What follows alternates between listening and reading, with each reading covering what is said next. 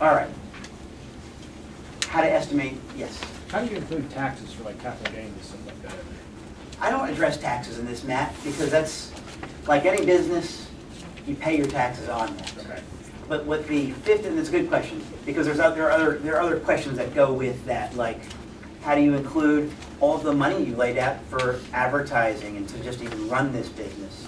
And so that's why we kind of come up with that 15% profit, Okay. sort of It's all an built average. Because and too much less than that, Matt, you're not getting enough profit to compensate for taxes and the cost of doing this business. Good question. All right, I will drill down a little bit in how to use what you have in the back of your handout. Okay, how much time do I have? About 7 minutes. Woo. All right. People kill for this matrix, this Home Fixers Improvement Cost Matrix. I can't believe I've given it to you on a handout like this. Really, this is revolutionary, and Clay and I have come up with this. We're very excited about this because it allows you to quickly walk into any house, as long as you know the square footage of that house, and estimate the repair cost. Here's how to do it. We're going to do it quickly. One, we distinguish between 4 intensity levels of construction projects. It is a make-have, a rehab, a remodel, yeah, that's a remodel, or a restructure. All right? There are 4 intensity levels: make-have, rehab, remodel, restructure. And there are 3 neighborhood design levels. You either live in a basic neighborhood, a standard neighborhood, which most of us live in, a designer neighborhood, and there are also custom neighborhoods, but we're not even going to talk about that. Okay? Most people, if you car example, Corolla, Camry, and Avalon, all right? Where cars are parked, on the street, in the driveway, or in the garage. I mean, you know, some neighborhoods you can't have your car in the driveway, right? They must be in the garage. So do you live in a basic neighborhood, or are you looking at a basic neighborhood, a standard neighborhood, or a designer neighborhood? Once you have identified which of these 4 construction intensity levels your house is in, rehab, make-have, rehab, remodel, restructure, basic, standard, designer, then you can use this exciting chart and walk right in, and you can say, I've got a 1,000 square foot house. It's just a make-have. It's just a paint and carpet house. I can't teach you everything that goes into that. It's just a paint and carpet house. It's 1,000 square feet. It's in a basic neighborhood. How much is it going to cost to fix that house up? $3,000. All right? Take this to the bank. I usually have people that are in this business in my seminars, and someone will stand up and say, oh my gosh, I just did the math. That's exactly what I just spent on my house. This is very, very accurate because we took 1,000 houses worth of data and we've culled it all down to get price per square foot of what people spend.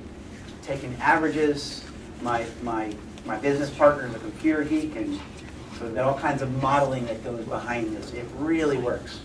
I've given you a real gem. That's the thing that 2 years from now you're going to say, wow, this guy's great.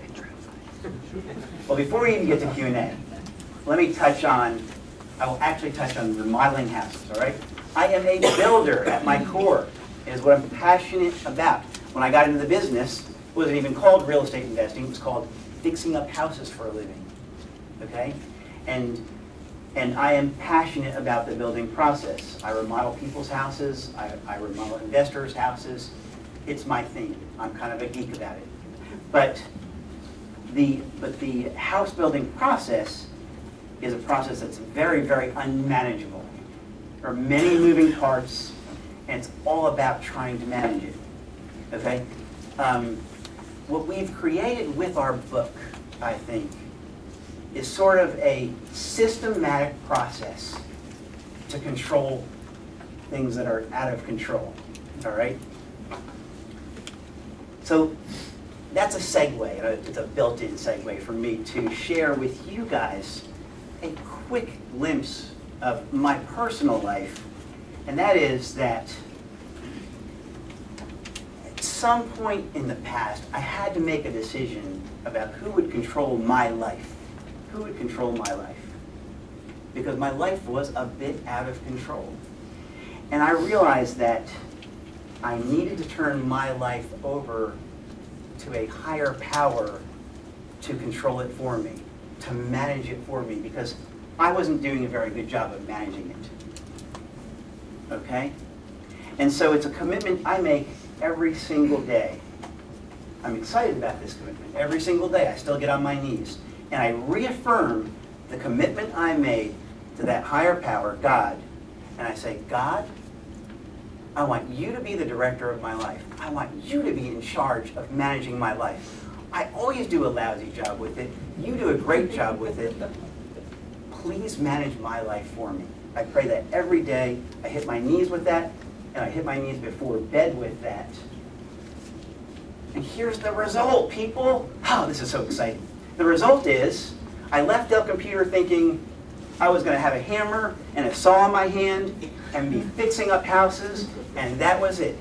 And look, 9, 10 years later now, I've got a best-selling book, and I'm talking to people about a business that I love and I'm passionate about. And it's taken me to a place I never would have imagined if I were controlling my own life. So I think, although it's a little scary, I think the great adventure of life is not being in charge of your own life. That's what I think the great adventure is. It's a scary adventure because you're not in control. But handing the reins over to God, who is more than willing to take charge of that, boy, I recommend that. So how do we do that with fixing up houses? We've come up with our patent 50-step system. And I put that on the back of your handout. I get people who call me. I had a builder call me from Dallas. I've got time for no more questions. Sorry. All right. Oh, thank you. It's been a pleasure, guys.